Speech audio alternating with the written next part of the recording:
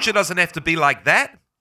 If you step on in to the secret kindergarten, showing you that your young children hold the key to understanding the universe, understanding the self, and therefore they hold the key to human freedom.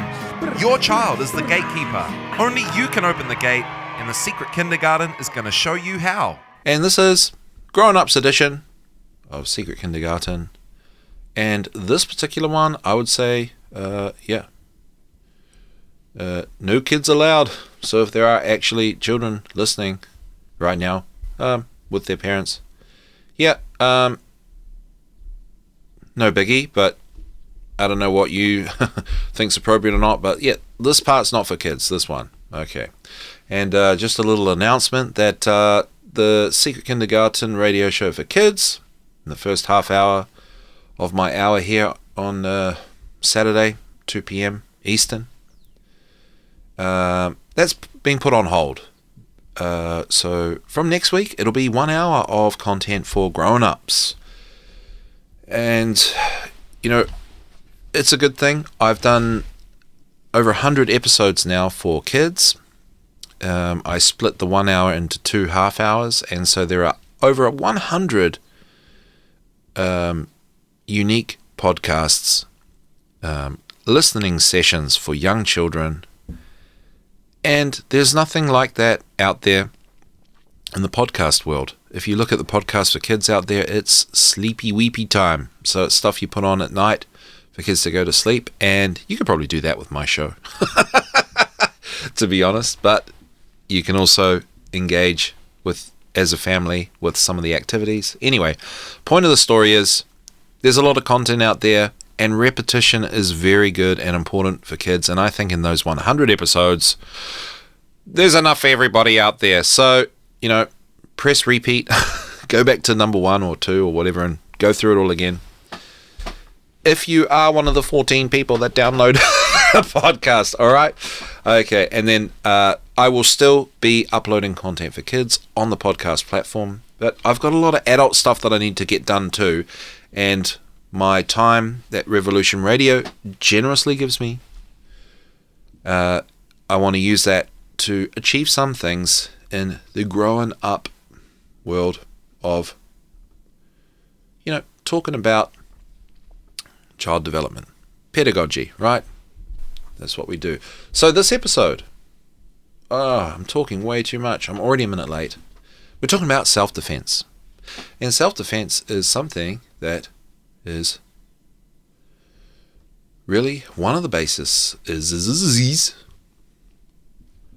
of, being a human being, growing up and doing well. You need to know how to stick up for yourself. You need to have self-esteem to have self-defense, or to be self-worthy of sticking up for yourself. Okay, so we're focusing on the Little Warriors Street Safety Workbook by Stefan Verstappen of ChinaStrategies.com. Now, you probably do know Stefan Verstappen, and this guy is a Renaissance man. Literally. Is there anything he does not do? This guy does everything. And because he does everything, I think he's underappreciated, because when people hear of someone doing everything, they think jack of all trades, master of none. Well, this guy is a master of many things. And his Little Warriors Street Safety Workbook it's just unbelievably good, right? Now, I don't even know if this guy would agree with me mentioning his name on my show, but nevertheless, I recommend anybody out there that has kids, you need to get this book. It is for 5 to 8 year olds. Stefan Verstappen has done his research and his homework, and he is a kung fu. He's a martial arts teacher, and he knows his stuff, and he's done a lot on street smarts and street safety for kids. And inside the book is a lot of stuff about engaging, talking with kids in a way that turns everyday life into like a fun activity and promotes their self-esteem and gives them a sense of their place in the world, and gives them an awareness of the dangers of the world, but from a viewpoint of building self-confidence. It's just an amazing workbook. It really is. So we're going to have a little look at that. And I just recommend that any teachers out there, any parents out there, you got to get this book, honestly. And Stefan Verstappen obviously clearly did a lot of work on this. It's not just a throwaway thing, like a lot of content out there for kids. This is really well planned and thought out. So we're going to talk about eagle eyes, which is one of the strategies in the Little Warriors Street Safety Workbook. So let's read bad things. So bad things. This is one of the chapters. Every year there are reports of children being hurt in playgrounds and parks from dangerous items left there, either deliberately or by accident. This lesson teaches kids that there are some things they may find at the park, playground, or even at a friend's home that they should not touch. These items include drug paraphernalia, such as crack pipes, razor blades, syringes, weapons such as guns and knives, and discarded French letters, herein called adult balloons. All right. And then the activities, there's a workbook, and it says here, ask students to open their workbook to the Eagle Eyes section and read the lesson. This lesson has drawings of some dangerous items kids might come across. Kids are told never to pick them up or touch them, but rather report what they found immediately to parents, teachers, or authorities. So yeah, this is about talking about things that they're going to come across, even as a 5-year-old or a 6-year-old. All right, but it gets interesting as well. So there are discussion questions. Has anyone found one of these things? Where did you find it? Who did you tell? Why do you think you should not touch or play with these things? If you find an adult balloon, should you try to blow it up? No, because it's dirty from being on the ground. And so on and so forth. And this tip is really good. I just think this is... So here's a tip in the book. Before allowing your students or children to play in a playground or park, do a search of the area to check for such hazards yourself. I have taught many classes in public and national parks, and I have seldom failed to find either broken glass or used condoms in the grass. You should bring a pair of latex gloves and plastic container to remove such items. Now, isn't that just amazing? Do you get what I'm saying? That, this guy, before he would teach in a park, he'd go around and remove all the items that kids shouldn't see. And that's the kind of world that we should be creating, right? Removing the trash. It's just so good. This book is just so good. It's unbelievable.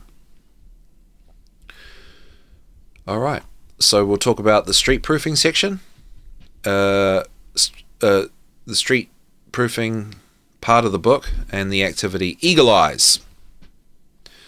Eagle Eyes teaches children to be more aware of their surroundings, to spot both potential hazards and prevent a child abduction.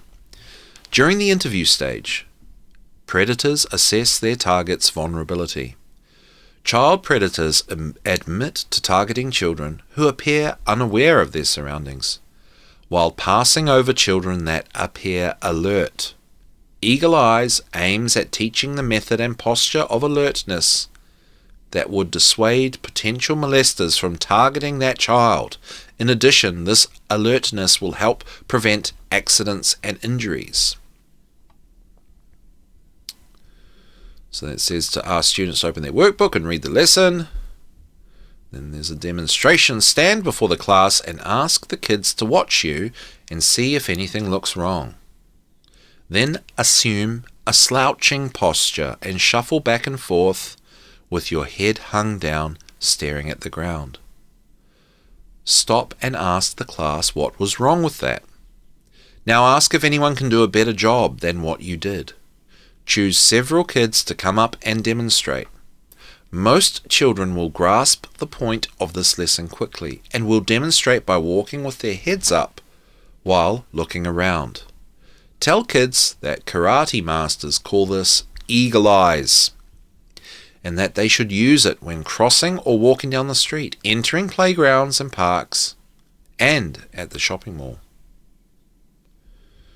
Then there's a game. The following game tests the children on their powers of observation by changing elements in the classroom while children's eyes are closed, and then having them open their eyes and guessing what has changed.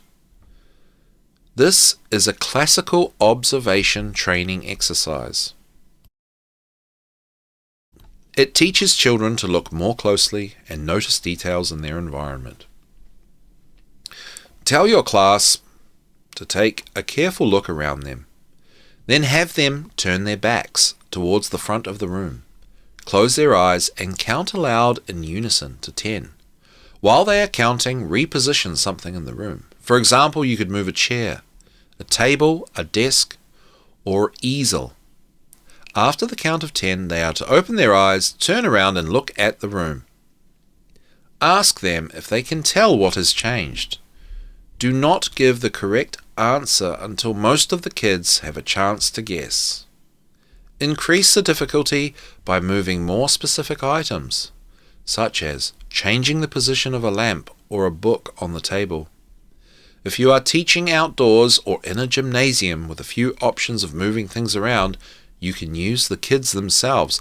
Have them sit in a large circle with about 3 feet or more between them. Tell them to close their eyes and count to 10 as above, but that when they are doing so, you will pick up and move one of the kids. Have them open their eyes and tell you whom you have moved. You can also use various items to test kids' observation, such as jelly beans, coins, even sticks in the ground. Simply lay the items out in a certain pattern, then have the kids close their eyes while you rearrange the items. So yeah, this book has like foundational activities that aren't directly, instructing precisely on the, protecting yourself from predators. That's just like a cool activity that develops the skills required for that on the street. And that's why I know that Stefan Verstappen has done his homework, and he's really put a lot of effort into this book, and this should be in all schools. This is what should be taught in schools. This really is. So there are discussion questions for this activity. After playing the game, quiz the class on when should you use eagle eyes and what are some of the things you should watch for. When should you use eagle eyes? Anytime you go out. What are some things you should look for when walking to school? Cars, strangers, loitering in doorways and alleyways. What are some things you should look for when playing in the park? Broken glass, unattended dogs, strangers loitering in shrubbery. Tips. When travelling or shopping, remind the children to practice eagle eyes. Ask them questions that involve geography, such as, do you remember which mall entrance we came through? Can you remember where we parked the car? How many blocks is the park from the school? To answer such questions requires the child to pay attention to the details of his environment and create an internal map, a habit that will become invaluable in life. So really cool. I mean, if you have this, if parents and adults and teachers and stuff knew this, then I just don't, kids aren't going to be left behind, right? Because not all kids are super assertive and super confident. There are kind of quiet kids, more reserved kids, and this is important for them. So these are good strategies for people that, have children that, I don't know, they're a little bit worried about, right? For whatever reason. So you can work on self-esteem and self-defense at a foundational level, which is how it should be, right? Okay, so we're going to look at, this book called Helping Children to Build Self-Esteem by Deborah Plummer. And here's some more tips for building self-esteem, because having self-esteem promotes the use of self-defense in the appropriate situations. So adult behavior that supports self-esteem in children: giving your time to them, loving and trusting, listening, having realistic expectations, describing actions, not labeling behavior, making positive requests, defining the appropriate behavior, acknowledging, accepting, respecting, rewarding, encouraging, celebrating achievements, negotiating, modeling appropriate behavior, giving responsibility, empathizing, shared problem solving. So it's just bringing the kids into your world, right? And trying to be a good role model. And treating them like just another human being, like another adult in this sense. Giving unqualified praise. Defining appropriate boundaries. So, that's an important bit. And I know these books focus too much on the positive, and defining appropriate boundaries is positive, right? But it's about saying, no, you're not going to be doing that, right? And defining the boundaries, right? Not just encouraging them to do whatever the heck they want, which is a thing. Okay. And helping children to build self-esteem. You can build your own self-esteem. So tips for everybody here. There are many excellent books on self-esteem for adults. These are just a few key points to take into consideration. Make time for yourself. You are important. Set regular short-term goals as well as long-term goals. Very important. This is the human thing. Setting long-term goals. That's the magic of being a human being. We are capable of doing that, and we should. Make sure they're attainable. But make sure any self-criticism is constructive, not destructive. Be ready to accept constructive criticism from others and to cope with unjustified criticism in an assertive way.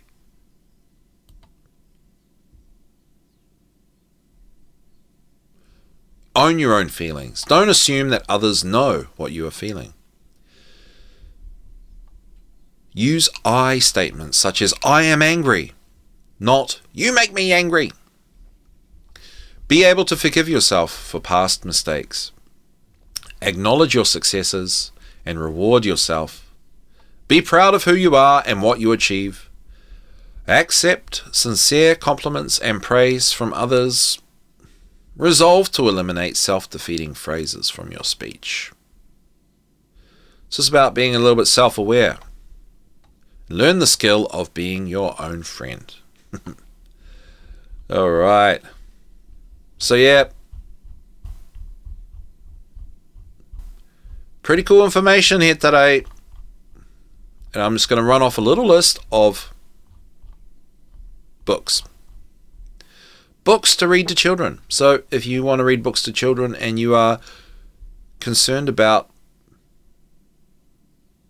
them, or you want them to A, have self-esteem, and B, be able to stick up for themselves when necessary, here are some books recommended by Deborah Plummer.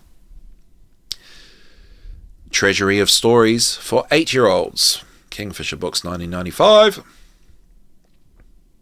And To Think That I Saw It on Mulberry Street by Dr. Seuss. Get it before it's banned, if it's not already banned. Bill's New Frock by Anne Fine. Daisy Head Maisie by Dr. Seuss. Get it in quick before it's banned, if it's not already. Friends and Brothers by Dick King Smith. Fergus the Forgetful by Margaret Ryan and Wendy Smith. Horton Hatches the Egg by Dr. Seuss. Get that book.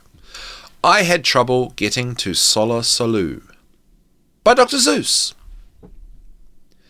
I'm Scared by Belle Money. I'm Worried by Brian Moses. Nothing by Mick Inkpen. Only a Show by Anne Fine. Scaredy Cat by Anne Fine. Something Else by Catherine Cave and Chris Riddell. The Huge Bag of Worries by Virginia Ironside. The Lighthouse Keeper's Lunch by Rhonda and David Armitage. The Selfish Crocodile by Faustin Charles and Michael Terry. And there you have it. Some books. So if any of those ring a bell, yeah, read them to kids. And I will say, in the early learning centres in New Zealand, which means if it's not in your country, it's coming. They focus on the care, the feminine aspect of being a human being. And the Freemasons have those two pillars. What is it? Boaz, Joachim. And one is strength, the masculine principle, which is also self-defense, sticking up for yourself, being assertive. And then there's the feminine, which is true care, not causing harm, being receptive, intuitive, la-da-da-da-da. And in the centers, one of the pillars is actively being destroyed or actively removed, which is the masculine pillar. And it is basically the kids are indoctrinated to not stick up for themselves. The kids are told not to hurt anybody, not to smack. And then the naughty kids that don't listen go around smacking, and the good kids that do listen don't smack, and then you create bullies and victims. And this is why I do the secret kindergarten, because that's what I discovered was the secret of the kindergartens that's basically destroying society. Kids aren't allowed to stick up for themselves because the kids that understand the rules don't break the rules, and the rules are incorrect. You should be able to stick up for yourself. That's the whole point of this episode, and we're going to be exploring that more. Yeah. So kids should understand and be supported to do what they feel is necessary when they're being bullied. And so you have to be their buddy. You have to make that connection. You have to have that bond. And you have to read Stefan Verstappen's book because he actually, like, every little tip, every little thing is coming from a place of understanding about the dynamic between the adult and the child in the positive sense, right, guys? Okay, so, have that connection, ask those questions, provide that support, let them know you have that support, and you'll be surprised if kids being bullied and you let them know that you're there for them, what they can actually do about being bullied. And that's that. So thanks so much for tuning in. Love you guys. Bye.